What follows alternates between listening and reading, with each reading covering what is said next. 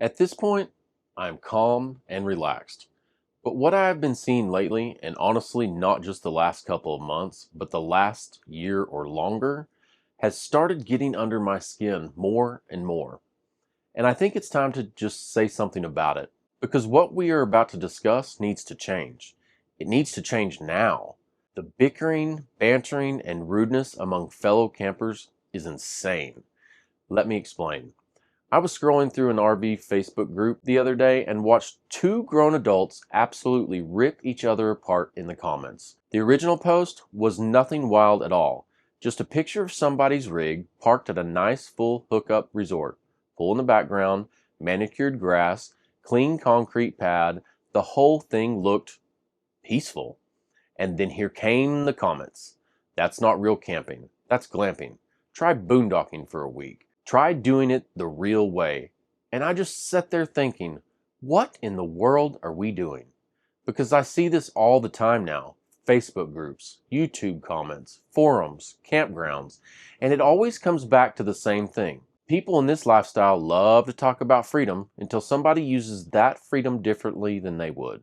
And that right there is the part nobody wants to talk about. For a group of people who claim they left normal life behind, a whole lot of RVers are still obsessed with policing how other people live. And that is what this video is about. Not camping, not boondocking, not resorts, but judgment. Because the ugliest part of this lifestyle is not where people park, it is how fast some people act like they are better than everybody else. Camping is camping, full stop. I do not care if you are parked in a luxury RV resort with full hookups, solid Wi-Fi, and a hot tub 20 yards away. I do not care if you are out on BLM land with solar panels, no neighbors, and enough dust on your rig to write your life story in it. I do not care if you are at a state park, a COE park, a harvest host, a casino parking lot, a Walmart overnight, or some pull-through site off the interstate. You got in an RV, or a van, or a truck, or a converted box truck, a camper, or a fifth wheel, and you went. That's the part that counts. But somewhere along the way, this lifestyle's turned into a competition. The boondockers think they are tougher. The resort crowd thinks they are smarter. The weekend campers think the full-timers are smug. The full-timers think the weekend campers do not understand the lifestyle. The van life crowd split off into their own direction and their own lane. The small rigs judge the big rigs, and the big rigs judge the small rigs. Everybody acts like they are one opinion away from handing out official camping licenses. It's ridiculous. And the craziest part is, the people screaming the loudest about freedom are usually the first ones trying to tell somebody else they are doing it wrong. Here's the reality nobody wants to admit. We are all doing basically the same thing. We all chose wheels over a foundation.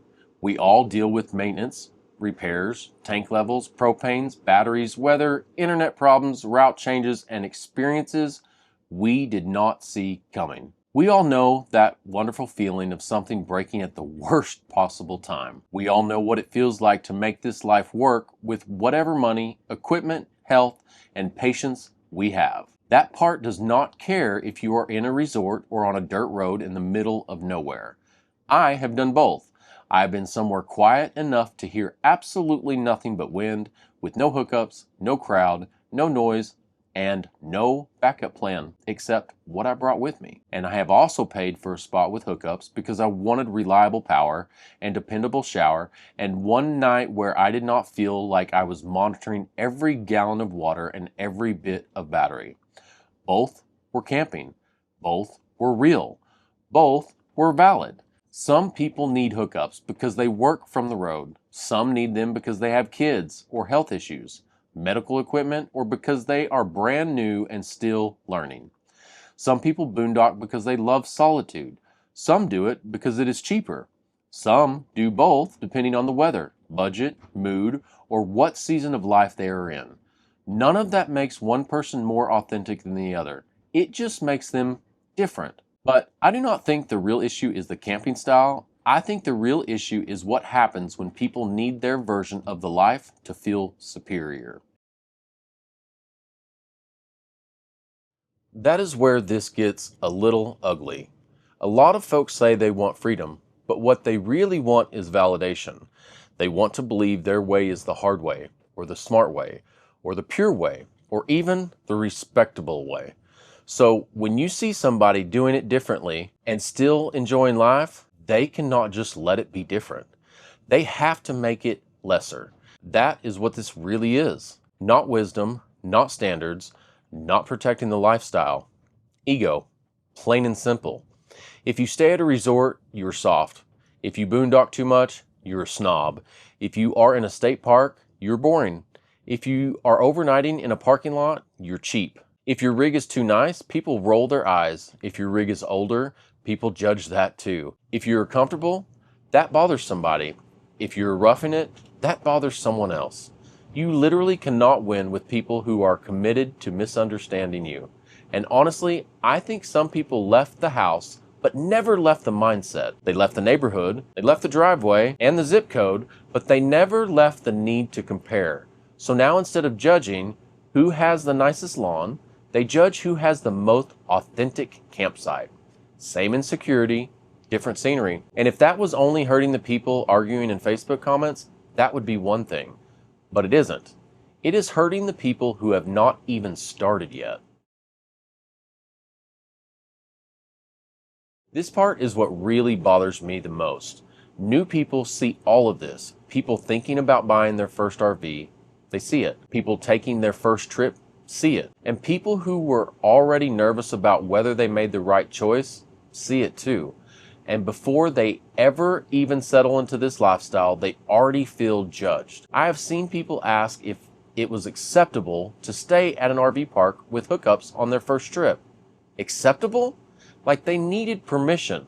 Like there is some invisible group of self-appointed experts deciding whether they are doing RV life correctly. I have seen people apologize because they cannot boondock. Apologize because they need electricity. Even seen people apologize that they have kids. Apologize because they have medical equipment and need it and just want to be comfortable. Think about how insane that is. A lifestyle that is supposed to represent freedom has somehow created people asking strangers for approval. That is backwards. The whole thing was supposed to be about getting out, living differently, breaking routine, and doing life on your own terms, not trading one neighborhood HOA for a rolling version of the same judgment. And if we are being brutally honest, that is exactly what some corners of this community have become. Just a mobile version of the same old nonsense. So if freedom is really the point, then here is the question nobody wants to answer. Why are so many people in this lifestyle still trapped by what other people think? Here's the hard truth. A lot of people in this lifestyle are not nearly as free as they think they are. Because if somebody else choosing a different kind of campsite bothers you that much, you are still trapped. Maybe not by a mortgage, maybe not by a neighborhood, not by a commute, but by your own need to feel superior. And that is not freedom either. So camp at that resort, camp in the forest, camp in the desert, camp at the state park, even camp in a parking lot for one night while you're getting from one destination to the next. Use hookups, don't use hookups. Do both. Do you. Do whatever works for your life, your budget, your comfort level, your health, and your peace of mind, because nobody else gets to define your version of this life but you. And if somebody has a problem with that, they can stay mad from their own campsite. And real quick, if you want to support the channel a little deeper, the membership link is below. One thing I am doing now is including the first members in the videos. You also get some extra behind the scenes content and a little more of unfiltered side of all of this. Totally optional, but I just wanted to mention it. At the end of the day, camping is camping. You do not need permission. You do not need approval. And you sure as heck do not need validation from somebody on the internet who is angry that you are happy doing it differently. The only wrong way to do this is to spend your whole trip worrying about how somebody else is doing theirs. We choose this life for freedom. Might be time people start actually living like it. I'm Jonathan Roams. Thank you for being here, and I'll see you in the next one.